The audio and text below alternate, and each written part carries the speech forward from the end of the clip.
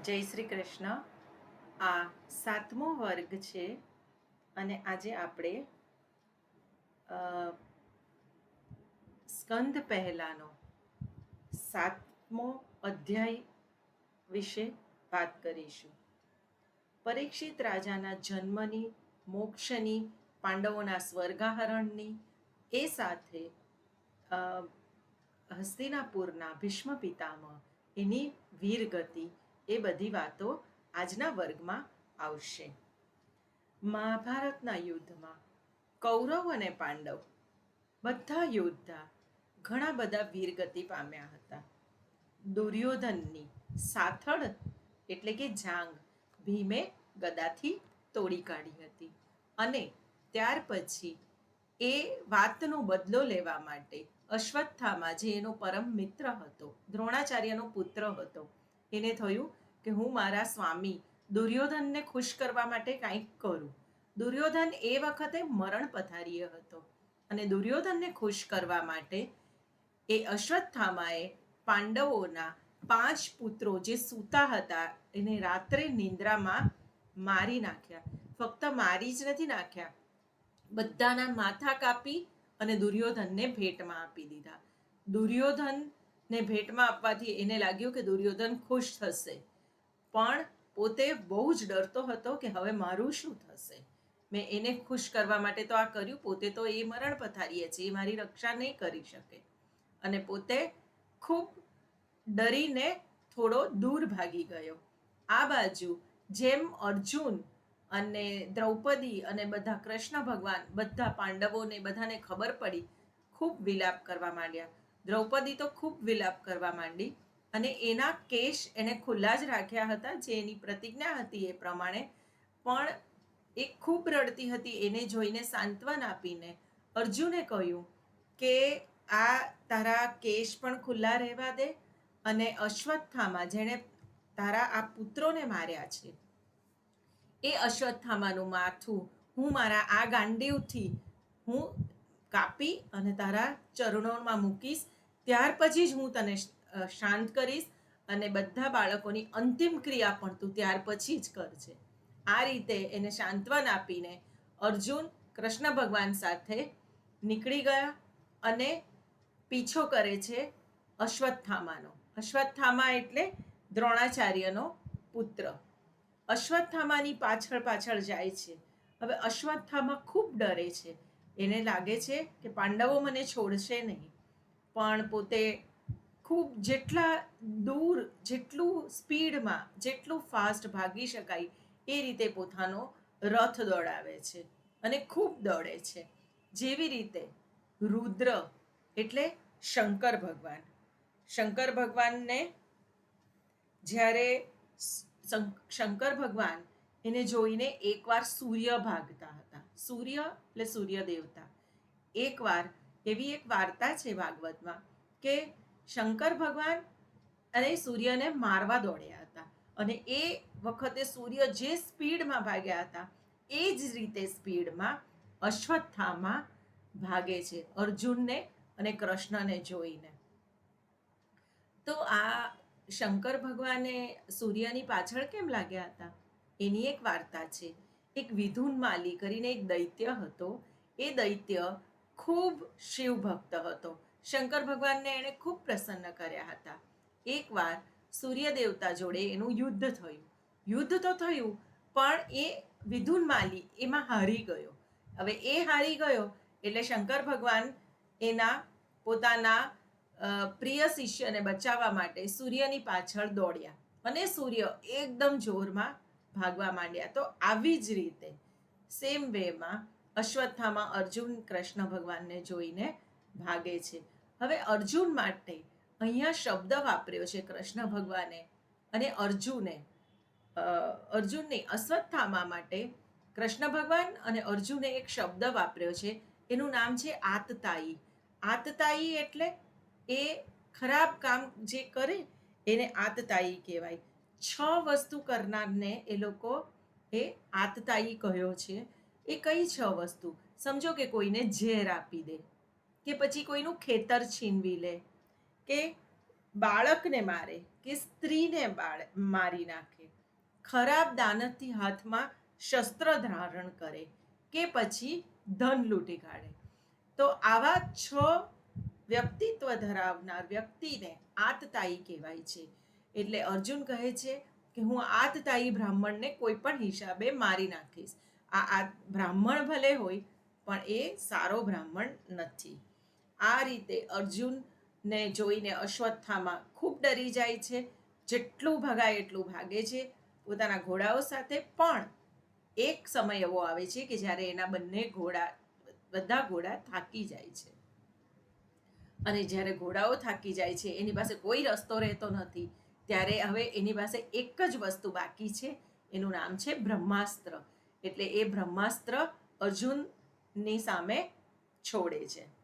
હવે બ્રહ્માસ્ત્ર છોડ્યું એને બ્રહ્માસ્ત્રને છોડતા તો આવડે છે, પણ એને પાછું લેતા એને નથી આવડતું. એ વિદ્યા અશ્વત્થામાને નથી આવડતી, પણ એ વિદ્યા આવડે છે અર્જુનને. જો પોતાનું બાણ પોતે છોડ્યું હોય તો એને પાછું લેવાની વિદ્યા અર્જુનને આવડે છે. પણ આ બાજુ તો અશ્વત્થામાએ સામેથી તીર ચલાવ્યું હતું, બ્રહ્માસ્ત્ર છોડ્યું હતું. કૃષ્ણ ભગવાન અર્જુનને શિખામણ આપે છે કે આપણી પાસે પણ કોઈ રસ્તો નથી, એટલે તું પણ સામે બ્રહ્માસ્ત્ર છોડ. બંને બ્રહ્માસ્ત્ર એકબીજા સામે ટકરાય છે. જે રીતે આપણે નાના હતા ત્યારે સિરિયલોમાં જોતા હતા એમ ખરેખર સામે બે બાણ એકબીજા સામે એકદમ જોરમાં ટકરાય છે. બંનેના પ્રકાશ અને એ જે ગોળા અને જ્વાળા, અગ્નિની જ્વાળા, એ બધે ફેલાય છે. હવે કઈ કઈ જગ્યાએ ફેલાય છે? એ ત્રણેય લોકમાં ફેલાય છે. એટલે ભૂલોક, પૃથ્વીલોક, સ્વર્ગલોક, પાતાળલોક, બધી જ જગ્યાએ ફેલાઈ જાય છે. અને દરેક જગ્યાએ એટલી બધું એનો સ્પ્રેડ થાય છે કે એને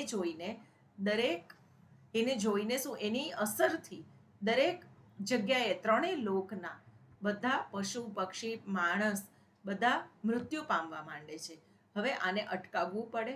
એટલે કૃષ્ણ ભગવાને એને કહ્યું કે એને પાછું લઈ લે, અને એને સાથે સાથે અશ્વત્થામાને પણ કૃષ્ણ ભગવાને અર્જુનને કહ્યું કે આને પણ આપણે મારી નાખીએ. અર્જુન, એની આંખો એકદમ લાલ લાલ થઈ ગઈ છે.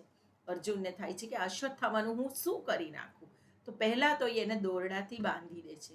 ઢોરને બાંધે ને એમ પશુને બાંધે એમ એવી અવસ્થામાં એને બાંધે છે.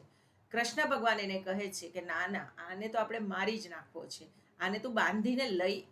એટલે લઈ કેમ જાય છે?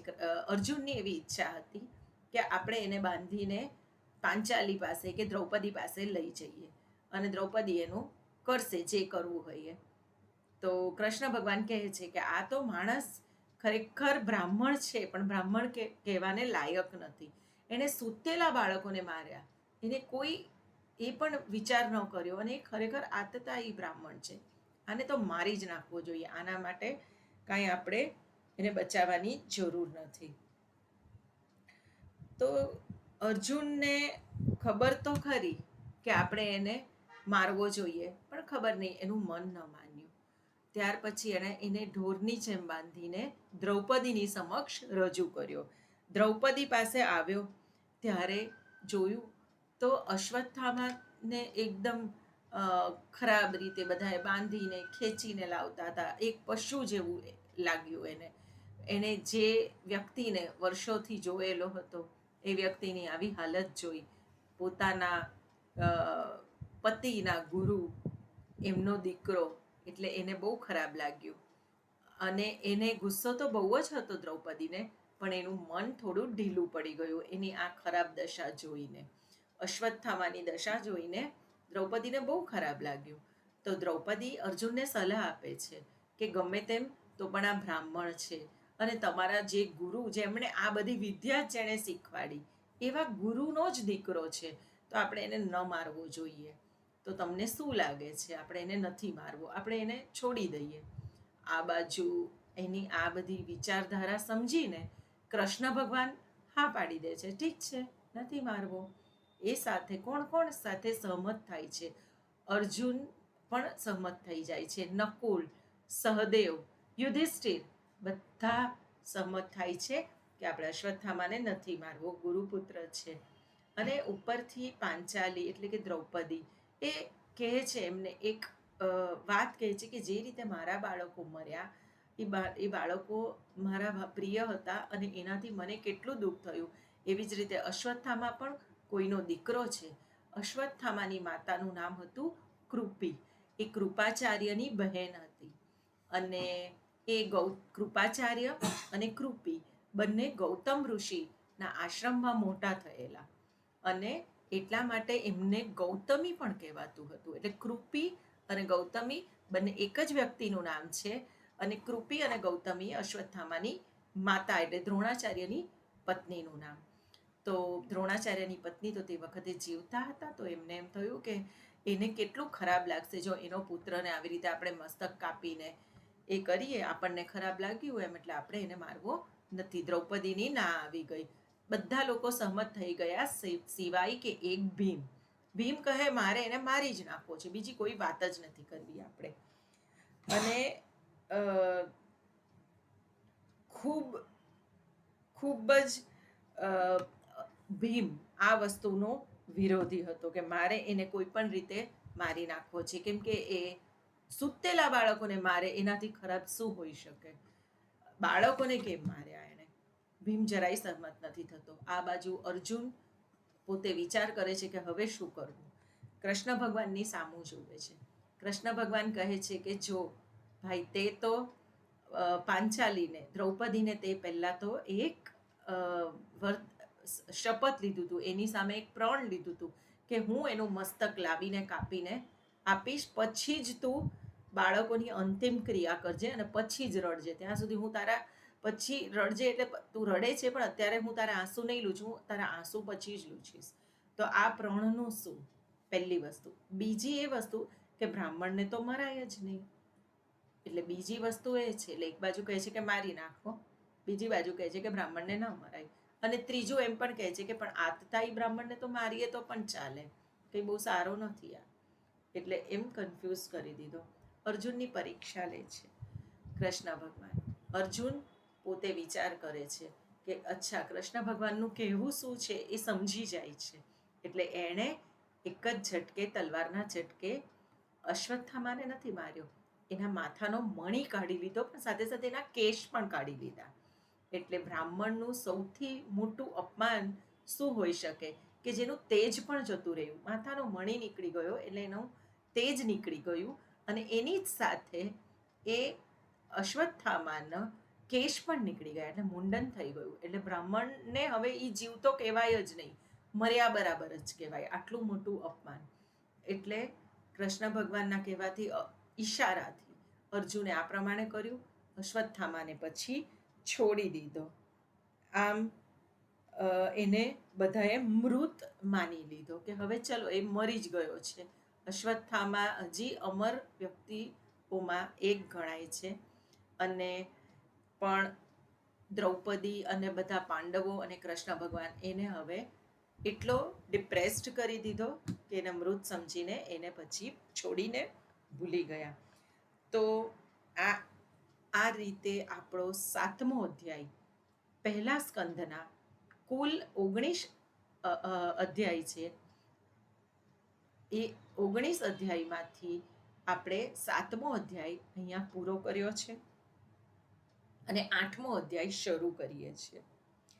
તો હવે શું કરવાનું બાકી હતું? એક બાજુ અશ્વત્થામાને તો અશ્વત્થામાનું ખરેખર માર્યા જેવો કરી અને એને તો છોડી દીધો. હવે બાળકોનું તર્પણ બાકી હતું. ફક્ત બાળકોનું નહીં, આ બાજુ બાકી બધા પણ, દુર્યોધન પણ મરી ગયો. દુર્યોધન, બાકી બધા કૌરવો, દ્રોણાચાર્ય, બધાના તર્પણ કરવાના બાકી હતા. તો એ બધાનું તર્પણ ગંગા કિનારે કરવાનું હોય તો એમાં બધા કૌરવો જે બચ્યા હતા એટલે કે ધૃતરાષ્ટ્રને, ગાંધારીને બધા ગયા, સાથે બધી સ્ત્રીઓને એમણે આગળ કરી. પાંડવોએ બધી સ્ત્રીઓને એટલે ગાંધારી, દ્રૌપદી, કુંતી, આ બધી સ્ત્રીઓને આગળ કરી. ખૂબ બધી સ્ત્રીઓ વિલાપ કરવા માંડી, કૌરવો માટે પણ અને પાંડવોના બાળકો માટે પણ અને જે મર્યા એના સૈનિકો માટે પણ ખૂબ બધા રડવા માંડ્યા. આ બાજુ કૃષ્ણ ભગવાને યુધિષ્ઠિર પાસે 3 અશ્વમેઘ યજ્ઞ કરાવ્યા અને થોડી એના મનની શાંતિ કરાવી. બધાએ કૃષ્ણ ભગવાનનું સન્માન કર્યું. ધૌમ્ય ઋષિ, જેમણે પાંડવોના માર્ગદર્શક હતા, એટલે પાંડવોના આધ્યાત્મિક ગુરુ હતા, એમણે પણ કૃષ્ણ ભગવાનનું સન્માન કર્યું. એ સિવાય આ તર્પણ વિધિ માટે આવેલા બધા બ્રાહ્મણોએ કૃષ્ણ ભગવાનનું સન્માન કર્યું. ત્યાર પછી કુંતી, કૃષ્ણ ભગવાન કહે છે કે હવે હું નીકળું છું, ત્યારે કુંતી અને દ્રૌપદી અને ગાંધારી બધા એને અટકાવે છે. સાથે કુંતી માતા એક બહુ સરસ સ્તુતિ કરે છે. કૃષ્ણ ભગવાનને કહે છે કે તમે અહીંથી ન જાઓ. કૃષ્ણ ભગવાન કહે છે કે હવે યુદ્ધ પૂરું થઈ ગયું, તર્પણ વિધિ પૂરી થઈ ગઈ, હું હવે દ્વારિકા જાઉં છું. એમણે યુધિષ્ઠિર પાસે રજા માંગી, પણ આ બાજુ કુંતી એને ના પાડે છે. કુંતી કહે છે કે મને ખૂબ દુઃખની જરૂર છે, મને દુઃખ હશે તો તમે અહીંયા રહેશો, દુઃખ ન હોય તો તમે અહીંયા રહેતા નથી. મને વેદના સ્વીકાર્ય છે, કેમ કે મને તમારો સહારો જોઈએ છે. કુંતી કૃષ્ણ ભગવાનને પ્રેમથી ખૂબ જ રોકવા માટે આગ્રહ કરે છે. કુલ આ અધ્યાયમાં 26 શ્લોક એવા છે કે જે 26 શ્લોક કુંતી માતાએ બોલ્યા છે કૃષ્ણ ભગવાનને, અને એમને રોકવા માટેની એમની બધી કોશિશ છે. કુંતી કહે છે કે તમારા લીધે જ અમે લોકો બચી ગયા છીએ, તમારે લીધે જ લાક્ષાગૃહમાં જે આગ લાગી હતી એમાંથી અમે બચ્યા, એ બધું તમારે લીધે. અમે જે અજ્ઞાતવાસમાં રહી શક્યા એ બધું તમારે લીધે. તમને એ બધી રીતે કૌરવોની સામે અમને લોકોને જે અત્યાર સુધી તમે બચાવ્યા એ બધું તમે જ કર્યું છે. હિડિંબા રાક્ષસથી બચાવ્યા, કૌરવોની ધ્રુત સભામાંથી બચાવ્યા, અને દ્રૌપદીનું જ્યારે ચીરહરણ થયું તે વખતે એની લાજ રાખી. આ બધું તમે કર્યું છે, એટલે તમે અહીંથી જાઓ જ નહીં, એમ ખૂબ કૃષ્ણ ભગવાનને જવા માટેની ના પાડે છે. કહે છે એ સિવાય કુંતી કહે છે કે આ કુરુજંગલ દેશ, કુરુજાંગલ કરીને જે દેશ છે જેની અંદર હસ્તિનાપુર હતું, તો આ કુરુજાંગલ દેશ, અહીંના લોકો, નદી, પર્વત, એ બધું તમારે લીધે આટલા સરસ દેખાય છે, બાકી એમાં કાંઈ નથી. અને કૃષ્ણ ભગવાન આટલી બધી 26 શ્લોકની સ્તુતિ સાંભળીને કુંતી માતાને ખાલી હસીને એમ કહે છે કે સારું, ઠીક છે, બસ. અને આ બાજુ એ જવાની સાથે તૈયારી તો કરે જ છે. યુધિષ્ઠિર ખૂબ ગમગીન બની જાય છે. યુધિષ્ઠિરને કહે છે કે યુધિષ્ઠિરને થાય છે કે ગમે આ બધું ગમે એમ કરીને મેં રાજગાદી લીધી, હવે એ રાજગાદીનું હું કરું છું, અને આ રીતે જીતીને હસ્તિનાપુરમાં રહીને મને ફાયદો શું છે. તો કૃષ્ણ ભગવાન એને ખૂબ સમજાવવાની ટ્રાય કરે છે કે આ તો બધું એક નિમિત્ત માત્ર હતું, આ તો સત્યનો અસત્ય પર વિજય છે, સારાનો ખરાબ પર વિજય છે. આપણે શોક કરવો નહીં, તમે નહીં તો બીજા કોઈએ પણ આ સારું કાર્ય કરવાનું જ હતું. પણ યુધિષ્ઠિરનું મન માનતું નથી કે નાના કેટલા બાળકોને અનાથ કરી દીધા, એમના પિતાશ્રી બધાને મર્યા ગયા સૈનિકો, આપણા હોય કે કૌરવોના હોય, એ બધી સ્ત્રીઓના સુહાગ ગયા, એ બધાના પતિઓ મૃત્યુ પામ્યા. મેં મારા પોતાના દાદા એટલે ભીષ્મ પિતામહ એની સામે મેં ઝઘડો કર્યો, એની સાથે સાથે મેં અર્જુનના અમારા બધાના જે ટીચર દ્રોણાચાર્ય એમની સાથે અમે લોકોએ લડાઈ કરી. આ બધું કાંઈ શોભે છે? આપણા સાથે જેની સાથે મોટા થયેલા એવા ભાઈઓને અમે મારી નાખ્યા. તો આ તો હું ગમે એટલા યજ્ઞ કરું તો પણ મને એનાથી મુક્તિ મળવાની નથી. કૃષ્ણ ભગવાનના સમજાવવા છતાં યુધિષ્ઠિર ખૂબ જ શોકમાં અને વિલાપમાં રહે છે કે અરે રે, મારાથી શું થઈ ગયું. આ બાજુ કૃષ્ણ ભગવાને બધાને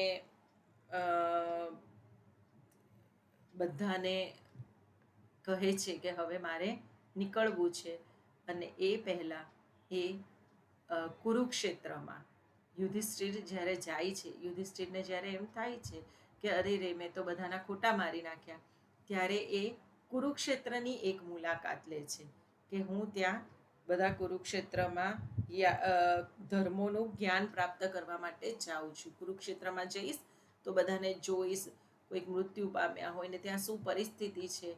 જે લડાઈ તો પૂરી થઈ ગઈ છે, પણ હું ત્યાં જઈને એકવાર જોઉં, મને થોડુંક નોલેજ મળે અને બધા ધર્મોનું જ્ઞાન મળે. ધર્મ એટલે કંઈ જૈન, વૈષ્ણવ એવા બધા, સ્વામિનારાયણ એવા ધર્મ નહીં.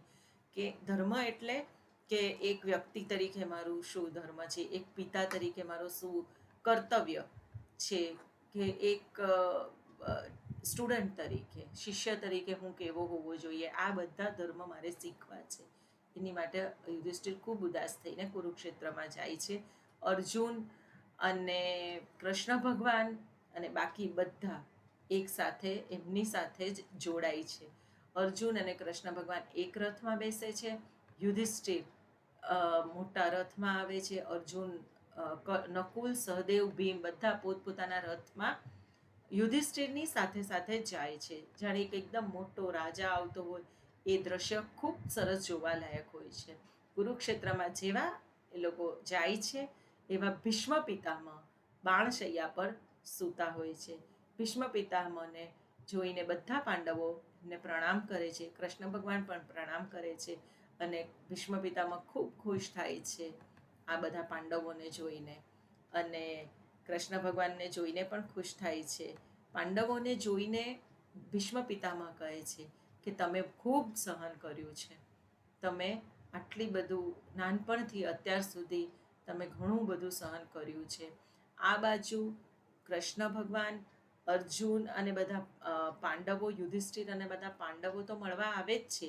એ સિવાય કેટલા બધા મોટા મોટા સંતો અને મહાત્માઓ અને ઋષિઓ બધા જ જેટલા હતા ત્યાં, એ બધા જ ભીષ્મ પિતામહને મળવા માટે આવે છે.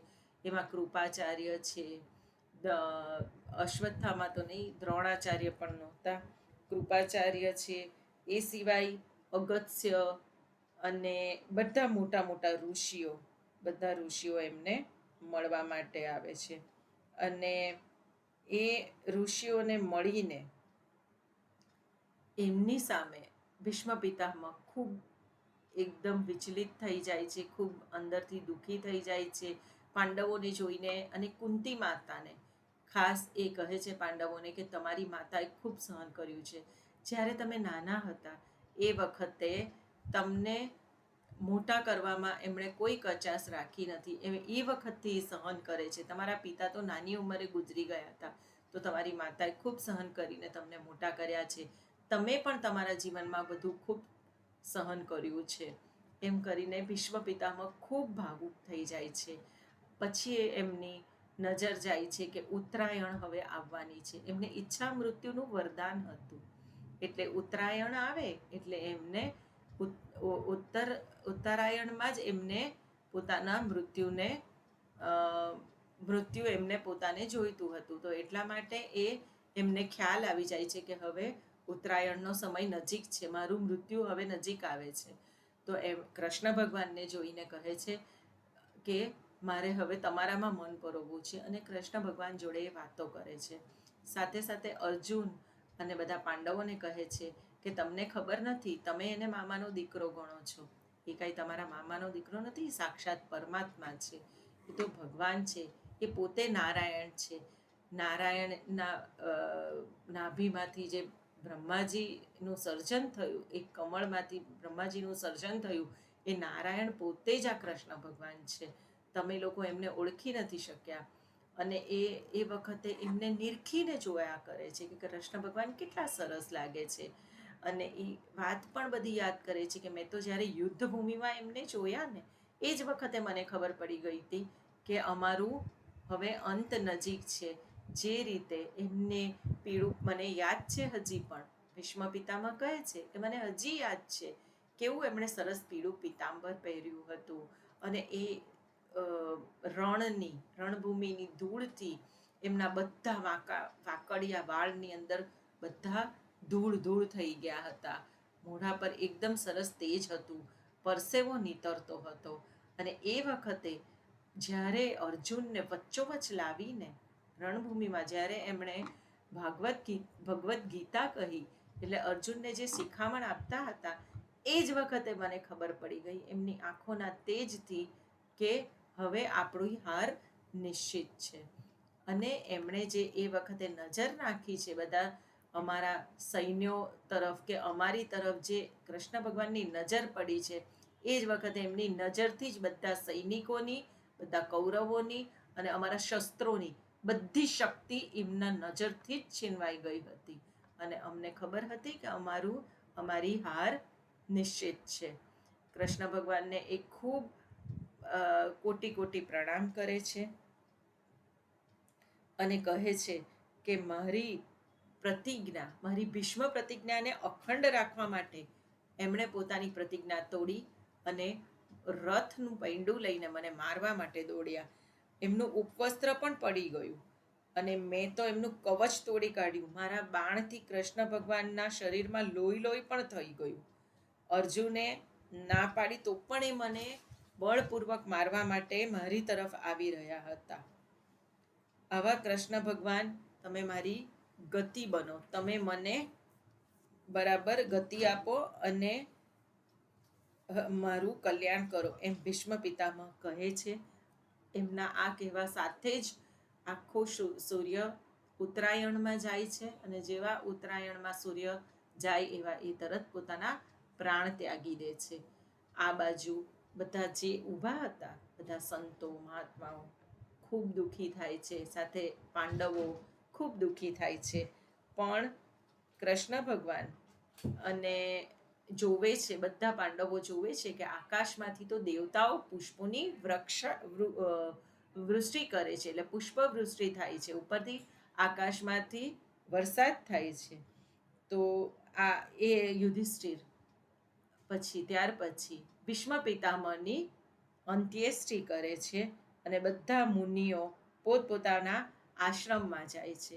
યુધિષ્ઠિરને કૃષ્ણ ભગવાન કહે છે કે હવે આપ રાજગાદી સંભાળો. એમ યુધિષ્ઠિરને રાજગાદી પર બેસાડીને કૃષ્ણ ભગવાનને પાછું થાય છે કે હવે હું દ્વારકામાં જાઉં. અને એ રીતે દ્વારકામાં જવા જાય છે. એ વાત હવે આગળ આવે છે. પ્રથમ સ્કંદના 19 અધ્યાય છે, એમાંથી 9મો અધ્યાય અહીં પૂરો થાય છે. ભીષ્મ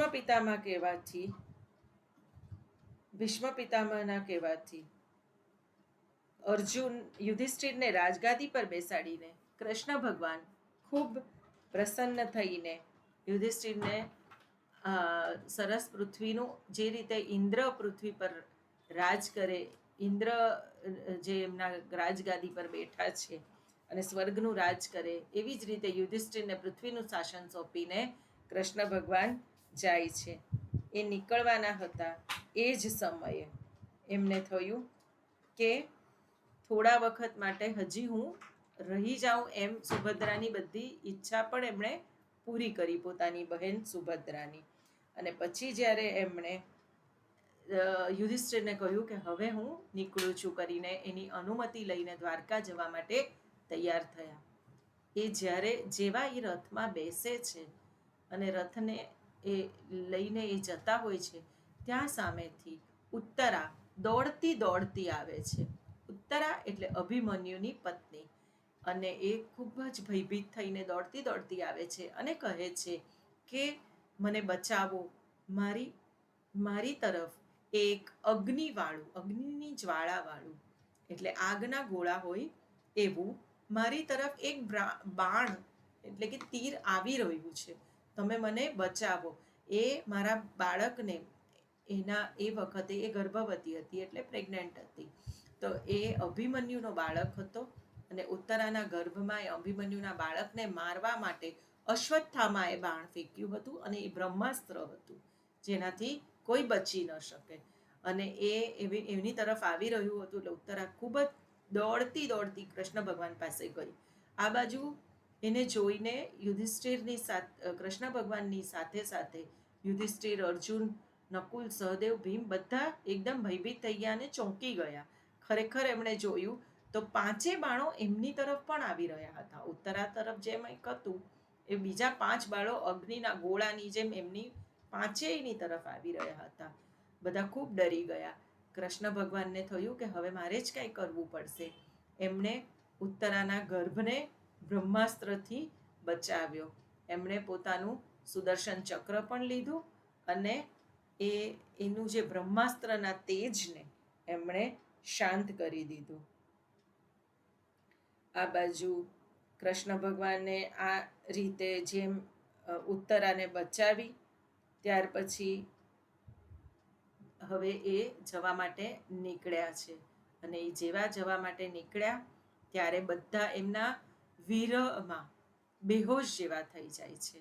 બધી સ્ત્રીઓ બેહોશ થઈ જાય છે અને કોઈને એમને જવા નથી દેવા. કૃષ્ણ ભગવાનને દ્વારિકા જવા નથી દેતા. ભગવાન અર્જુન, સાત્યકી, એ લોકો બધા એને ઉદ્ધવ બધા એક પીળા કલરની આખી ઝાલર જેવી લગાડે છે. અર્જુને પોતાનું ભગવાનનું છત્ર પોતાના હાથમાં લઈ લે છે અને બધા કહે છે કે કૃષ્ણ ભગવાન કેવા સરસ દેખાય છે. કૃષ્ણ ભગવાન જ્યારે જાય છે, શ્રી કૃષ્ણને સાથે સાથે અર્જુન, હાથી, ઘોડા, સૈનિક એ બધાની સાથે એમને વિદાય આપે છે.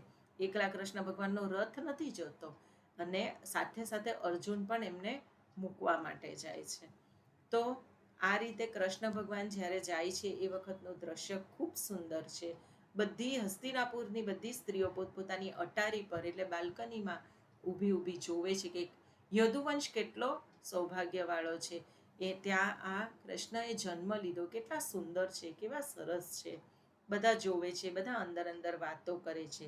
કૃષ્ણ ભગવાન જ્યારે જાય છે ત્યારે રસ્તામાં એમને કુરુજાંગલ જે દેશ હતો જેની અંદર હસ્તિનાપુર હતું, એ હસ્તિનાપુરને પાર કરીને એ પંચાલ, સુરસેન, બ્રહ્માર્ગવડ, કુરુક્ષેત્ર, મત્સ્ય બધું પાર કરીને આનર્ત દેશમાં આવે છે. ત્યાં સાંજે થોડી વાર રહે છે. એમના ઘોડા ખૂબ થાકી ગયા હોય છે અને આમ આનર્ત દેશમાં એમણે થોડા પોતાના ઘોડાને ઊભા રાખ્યા છે. 11મો આ 10મો અધ્યાય, આ અધ્યાય અહીં પૂરો થાય છે.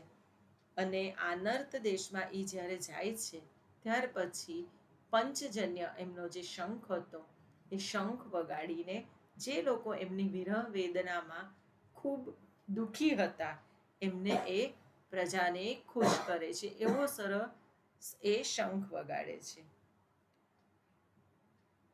ત્યારે બધા જે કૃષ્ણ ભગવાનને આ બાજુ દ્વારકામાં બધા લોકો આવકાર ખૂબ સરસ આપે છે. જે રીતે હસ્તિનાપુરની સ્ત્રીઓ પોતાની અટારી પર ઊભી રહીને કૃષ્ણ ભગવાન કેવા દેખાય છે એની વાતો કરતી હતી, આ બાજુ દ્વારિકાની બધી સ્ત્રીઓ પોતાના અટારીએ ઊભીને કૃષ્ણ ભગવાનની રાહ જોવે છે અને કહે છે કે તમે ત્યાં જાઓ છો જ કેમ? તમે મથુરા જાઓ ત્યારે અમને નથી ગમતું અને તમે ત્યાં હસ્તિનાપુર પણ કેમ ગયા? એમ કહીને ત્યાં એક જાતનું સેલિબ્રેશન થાય છે. દરેક ઘરોમાં રંગબેરંગી તોરણ લગાડ્યા છે અને બધાએ પોતપોતાના ધજા પતાકા લગાવીને રસ્તા સાફ કરીને ખૂબ સરસ વાતાવરણ રાખ્યું છે. કૃષ્ણ ભગવાન બધાને પગે લાગતા લાગતા, વડીલોને પગે લાગતા લાગતા રાજમહેલમાં પ્રવેશ કરે છે. એને સૌ એમની સાથે એમની માતા, પિતા, વસુદેવ, દેવકી અને 16,000 પત્નીઓ, 8 પટરાણીઓ બધાને એમણે મળવાનું હોય છે. આ બધી વાતો આપણે આવતા વર્ગમાં કરીશું. અત્યારના આપણે આ વર્ગ અહીં સમાપ્ત કરીએ છીએ. વસુદેવસુતમ દેવમ કંસચાણૂરમર્દનમ દેવકી પરમાનંદમ કૃષ્ણમ વંદે જગદ્ગુરુ. જય શ્રી કૃષ્ણ.